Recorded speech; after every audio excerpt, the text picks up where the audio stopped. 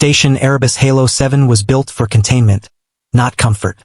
A rotating refugee habitat orbiting a burned-out war system, filled with survivors who had lost everything except paperwork and silence. Among them lived a man named Dorian Hale. No rank, no diplomatic status, no military clearance, just a father, and a small child named Mira, 6 years old, who clung to his sleeve like he was the only stable thing in the universe. To everyone else, he was harmless, a tired civilian, a background figure in galactic humanitarian statistics. They never looked twice at him. That was their mistake. Scene 2, the first warning. The station announced new security compliance measures after a corporate acquisition. Translation: stricter control, lower rights for refugees. Dorian read the notice once, then folded it carefully. Mira asked softly, "Is everything okay, Papa?" He smiled. "Yes," then added, "Eat your food." That was it. No protest, no complaint, no escalation. But something in his silence changed temperature. Scene 3, the incident no one understood. 2 days later, a corporate security unit entered the refugee wing. They were collecting non-compliant assets. A woman was dragged out of her pod for missing registration updates. Mira watched from behind a doorway, confused, scared. Dorian didn't move at first. He just watched, then slowly stood up. One of the guards smirked. "Sit down, civilian. This isn't your concern." Dorian replied calmly, "She's a mother." The guard shrugged. "Still not your problem." That was the second mistake. Scene 4, the shift in the room. Dorian stepped forward. Not aggressively, not fast, just forward. And every conversation in the corridor stopped at once. Not because of weapons, but because of posture. The way he moved was wrong for a civilian. Too controlled, too precise, too certain. The guard raised his weapon slightly. "Back off." Dorian looked at him, then said quietly, "You're far from your jurisdiction." A pause.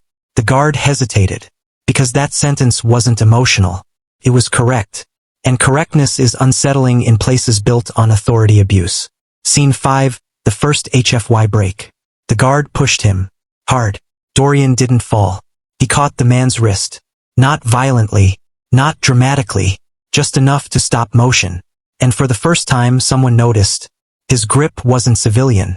It was trained restraint. Not to injure, to disable escalation. The corridor went silent. Mira whispered from behind, "Papa?"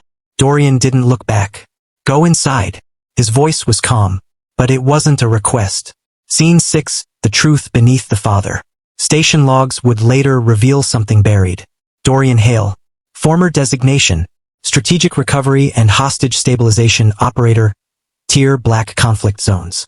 A man trained not for war, but for ending situations where war touched civilians. Not a soldier, not a diplomat, a final response protector. Retired, erased from active records after multiple, non-authorized intervention events. He chose silence. He chose a child. He chose peace, until peace was threatened. Scene 7, the emotional collapse point. The guard drew his weapon again, this time more nervous. "Step away or I escalate force." Dorian looked at him, and something in his expression changed. Not anger, not rage, just absence of tolerance. He spoke softly. "You don't understand what you're standing in front of."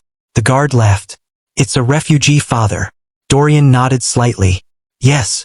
A pause. Then, "And that's why you're already out of depth."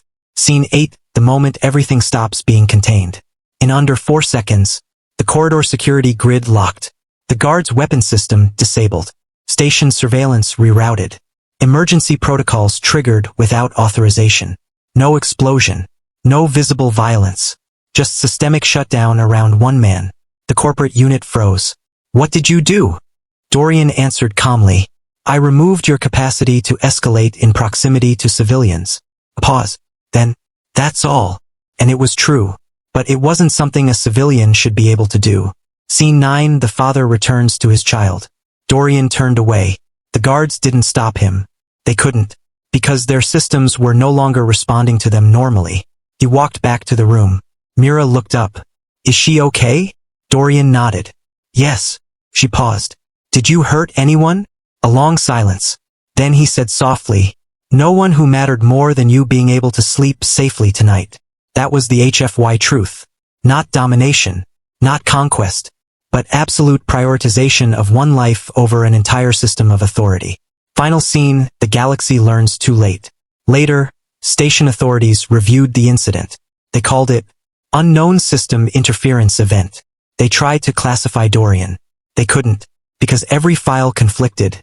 Civilian refugee, retired Black Zone operator, non-combat parent, systemic override anomaly.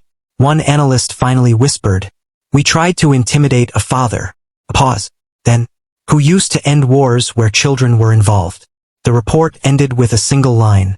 "Do not provoke proximity response assets with dependents." Last image, quiet HFY. That night, Dorian sat beside his sleeping daughter. The station outside continued rotating like nothing happened. No celebration, no recognition, no medals.